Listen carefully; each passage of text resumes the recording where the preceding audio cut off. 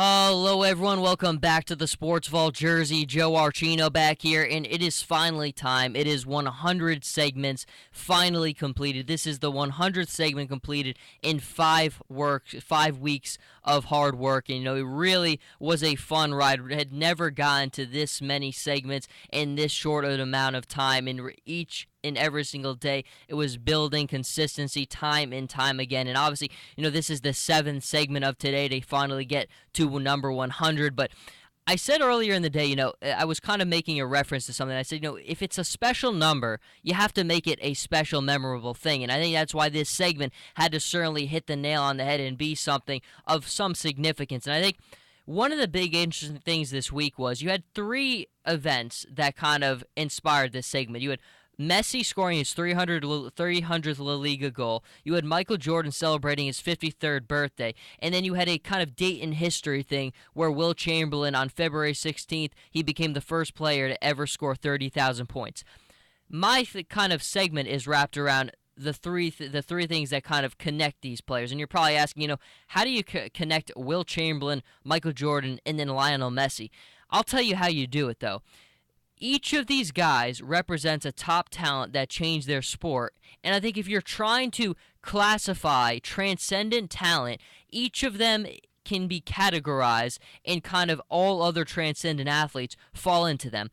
I have Lionel Messi as the quiet one. Messi kind of represents that transcendent talent that, outside of playing, are just quiet by nature, not always in the limelight, like to just live their life and not be bothered. Derek Jeter, another guy who falls into that quiet category.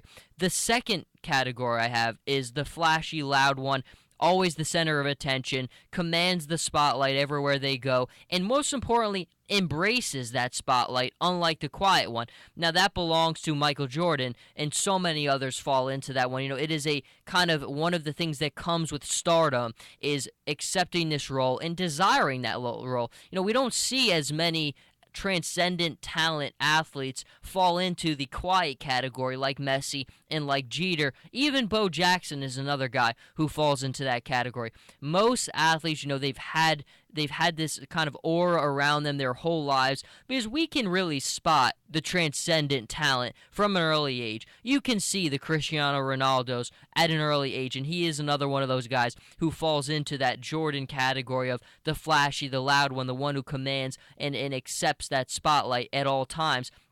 After that, you have Wilt Chamberlain. Now, Wilt is a very interesting one. This is the category of transcendent talent that was put into situations where the talent around them was inadequate. They were not put into great situations. And we see that many times. I think today LeBron James is the best example of that.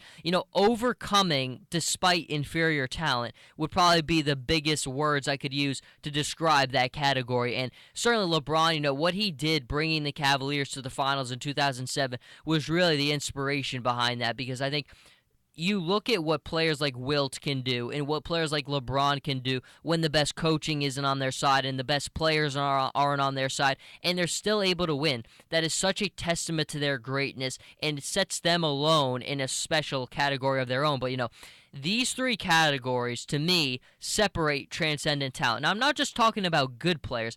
I'm talking about the legends of their sports. Players who changed the games. The Lawrence Taylors of the world. The Tom Bradys of the world. The Lionel Messis of the world. I think all of those players, I use these 3 as kind of the guys who kind of epitomize each category, and then all other transcendent, legendary talent falls into them. And it's interesting, because so many times, and I think Cam Newton's a perfect example of it, if you're a transcendent talent, you've known it your whole life. People around you have treated you differently because of it. And I think Cam Newton losing in Super Bowl 50, you see he struggles tremendously accepting that loss. The way he handled the losing, talking to the media, being down, really being a poor sport about it. But I think when you look back at it, Cam hasn't done a lot of losing throughout it. This is, he lost on the biggest stage imaginable in the biggest game American sports has to offer. And he'd never come close to that in his life. Most of these guys are used to winning. They have advantages that most of us will never have because of other people.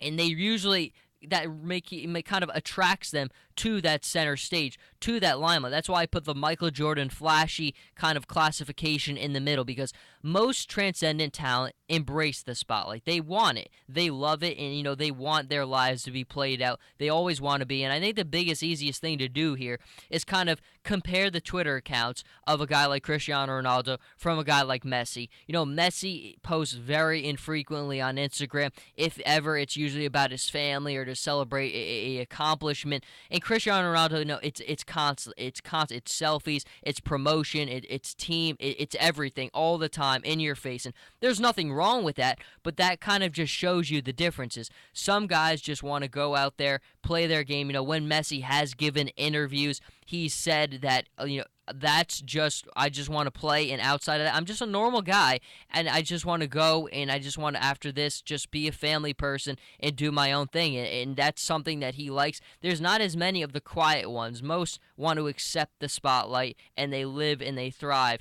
for that spotlight, and it definitely is very interesting to kind of apply it to all these transcendent talents. I think if you make your own list and you try to work this out, you'll kind of see the similar line of thinking. You have three of them. You have one, the quiet one. You have two, the one who accepts and lives for the spotlight, the Michael Jordans, the Cristiano Ronaldos, the Tom Bradys. And then you have the one that overcame despite the inferior talent, being placed in a situation that's not ideal. And a lot of those times in those positions, we see talent being wasted. And that is, I think, one of the saddest things in sports, is to see talent being wasted because you're stuck with an organization that can't get its act together, or just doesn't have stability, or doesn't know how to put together a winning product. It happened to LeBron James his first time in Cleveland. Dan Gilbert, from the top down, did not know how to put together a winning team, didn't know how to put the right people in the front office, didn't have the right coach together.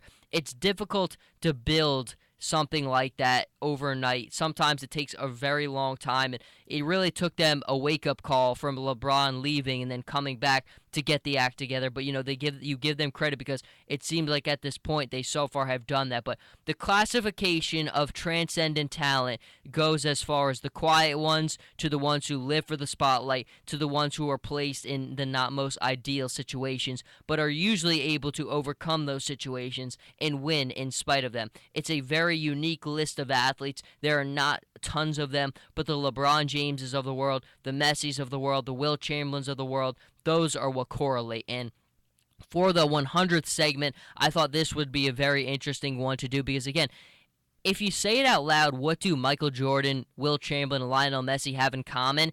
You're kind of going to struggle for linking those all those terms together. But when you look at it and you think about it logically, and you think and you write all these names down, I think you can understand logically why all these guys do relate and why they do have something in common. But that really is wrapping up the 100th segment of the semester. It took 5 weeks to get to this point. A lot of hard work, a lot of fun putting these segments together every single day in the booth, in the radio station down in La Penta. Have not skipped a beat. What is the next kind of goal? It's got to be 200. Now, it took 5 weeks to get to 100. Will it take another 5 to get to 200? Very possible.